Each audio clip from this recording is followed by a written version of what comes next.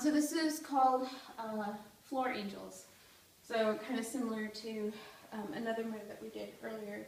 So you just put the base of the bolster of the pillow or the half dome just along the lower ribs. If you're hyperextended in your neck, then just have a little bit of a lift for your head.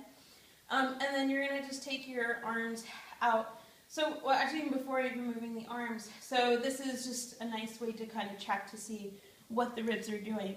So if I'm here, so this is where my ribs are thrusting forward. You can also kind of tell from the pelvis, so where it's tipping a little bit further forward. And so here, again, it's a little bit maybe harder to tell, but here that my ribs are actually dropping flat, and I can actually feel the lower ribs up against the half dome.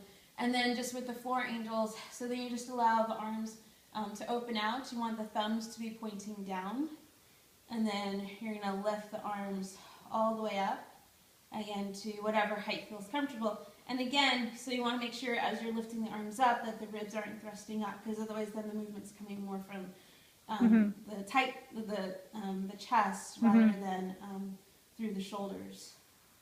And so you're just lifting up, and then it's a fairly simple one. You know, just while you're lying down, you can just kind of do that movement. So I'll just move into the windmill because I'm already down here.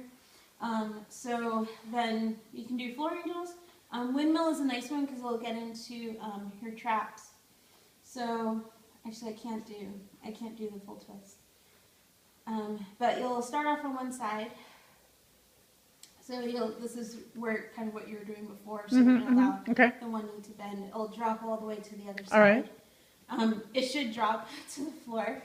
So it'll drop to the floor, and then again with the opposite arm, you're going to open it out.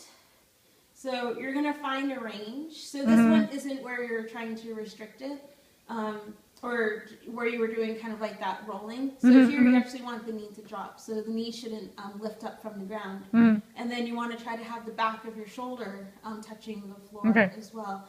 And then you're just going to move kind of like from 12 to 3 o'clock is going to be, will be a fairly tight area.